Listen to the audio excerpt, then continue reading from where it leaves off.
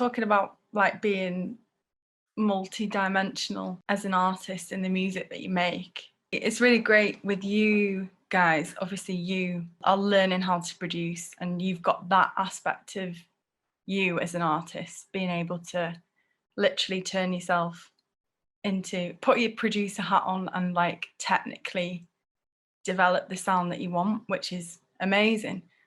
And I was just thinking how the roles of producer and artist are so much less defined than they used to be. You know, like the lines blur between the two so much more now.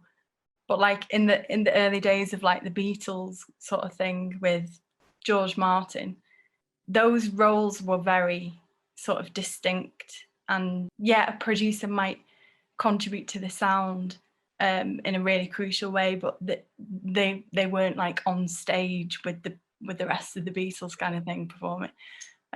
But yeah, nowadays we've got like the likes of Billie Eilish, for example, like and Phineas, her brother, able to not only write their own tunes, but produce them from their own, like literally a bedroom, and win Grammys from it for those tunes. So that's amazing. But I was just wondering what made you want to learn how to produce as well as write the music that you make? I think because you're right in saying that it is like it's accessible on another level in our day and age. Like anyone can get music software and a keyboard. Granted, it costs money, and some people aren't privileged enough to be able to do that. But you know, more often than not, if you want to make a tune, it's not that hard to do it. And I think a lot of people will figure out, through trial and error that you either can do it or you can't. You know what I mean? It's kind of like it's like playing football. You know what I mean? You can either kick a ball or you can't. And with me, I found that in the early days of producing stuff, like it was terrible. It was really bad. But people would listen to it and they'd be like, "Well, there is something there." You know what I mean? Like you can tell that it's in time at least, or it's got some interesting melodies or something like that. It wasn't just purely unlistenable garbage. So I thought to myself, right, well, if I can do this from the comfort of my own room, and I can sit and play FIFA at the same time, and then come back to it and do it, you know, I can treat it like a bit of fun, then it's something I can naturally capitalise on instead of forcing it into a studio prematurely and like paying people like thousands of pounds to record songs that just have no chance of going anywhere. I thought to myself, right, I'm going to do it on my own, and see what I can get out of it. And like I said before, I started off with Garageband and moved up from Garageband to Logic, which is what I use now. And through the years of literally just trial and error and then doing music technology at A level, but we used Cubase then, which I hate, and I didn't really take much from it. I don't know. It just as soon as I realised that I started getting all right at it, and our demos started sounding good, and then I suddenly realised I could sing, and then my guitar playing got better. I was like, right, I can sort of one man band it here. And when I got to like the age of 16, I started writing an EP with one of my cousins, who's actually our producer now. I'm very fortunate in that because he's actually a very, very good producer and his family. So I've always had a bit of guidance from him. And the fact that he works with the band, you know, is even better because I don't think he'd ever see us done wrong. But I did that EP with him and put that out when I was, I think, like 17 or 18. And then that's when I met the band because I started saying to them, like, I need a backing band. And then we were like, sod it, let's just make a band, and went and did the band instead. So it was like a step-by-step process that all snowballed from me literally just pissing about with drum sounds and snares and different keyboards on GarageBand. And you're absolutely right in what you say. It's because of the ease of access that everyone's able to do that. Because you couldn't have done that in the 70s or 80s. You would have had to have gone into a rehearsal room with a group of lads or girls and made a song and then taken it to a producer and paid them to do it. It's very disjointed. Whereas right now you can literally just do it on your own in your room. I mean, I'm sat in my living room now with a little studio set up here. It's easy stuff, man.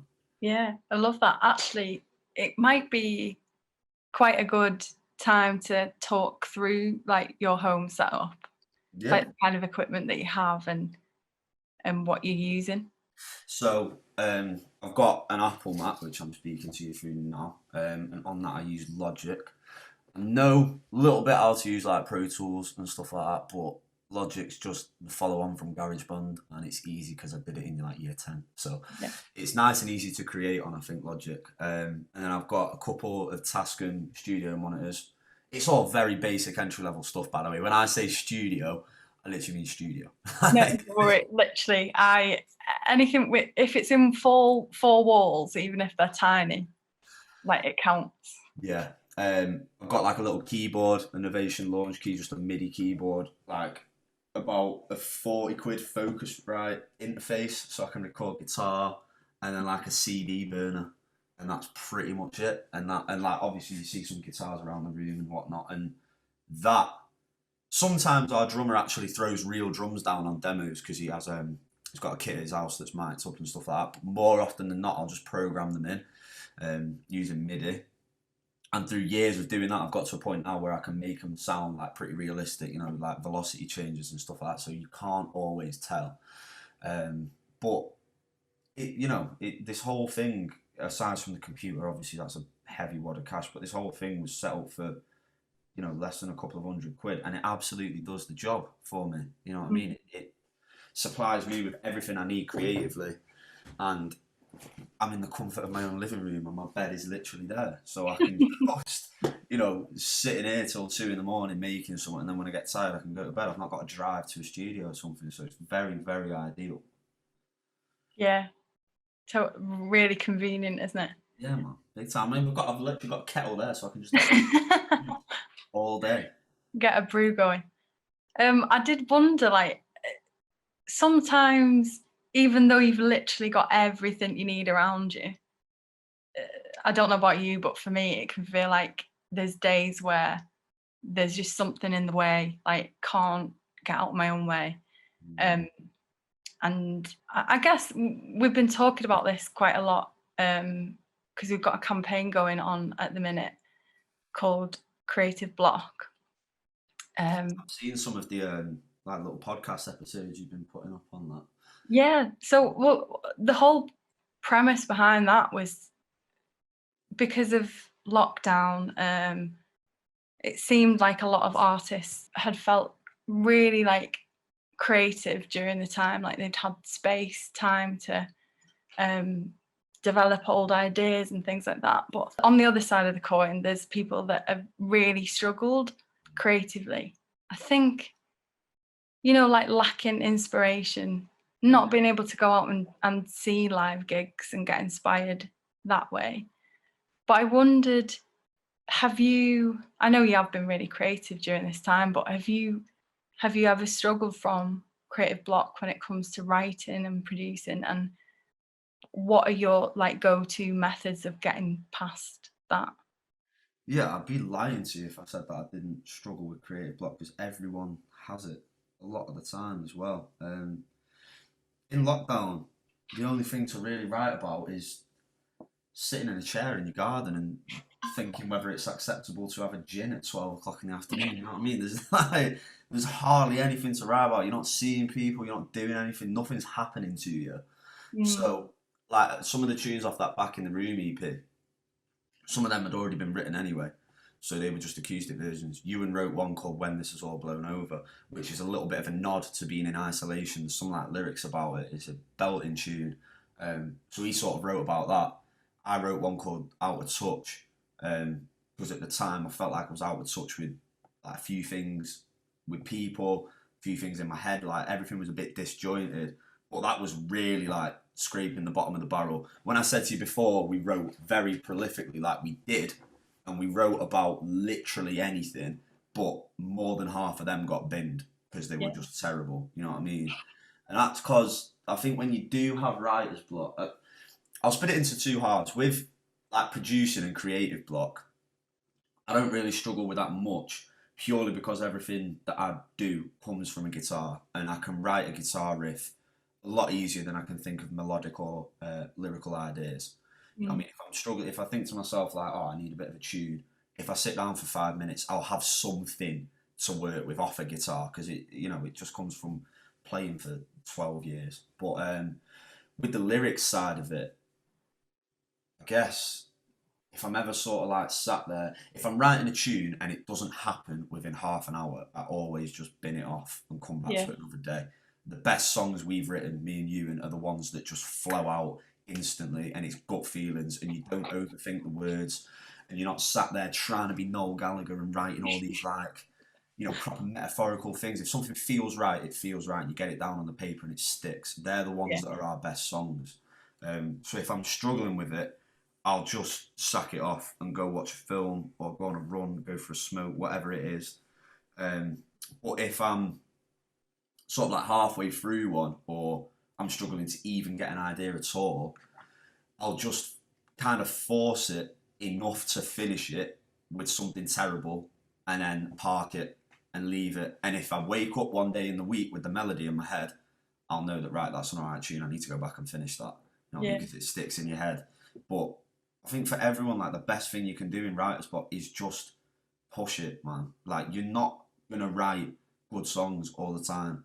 When I was younger, I used to be a massive Ed Sheeran fan, right? And I remember in an interview that he once had this analogy about like a dirty tap or something, and he was like, when you're writing songs, like, you turn the tap on, a load of like mud comes out, and then like a bit of water comes out, and then like more mud comes out, and then more and more water comes out.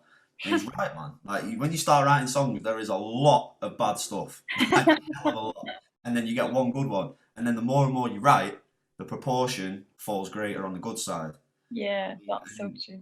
you do go through peaks and troughs. Like, me and you and still write Tez songs to this day, but we still send them to each other. We still finish them, and if we decide they're not worth it, we bin them off and we just start again and again and again. And you just write about anything. You know what I mean? Write about walking to the shop, or the terrible weather that we're having at the moment. Like, whatever it is, man. You've just got to.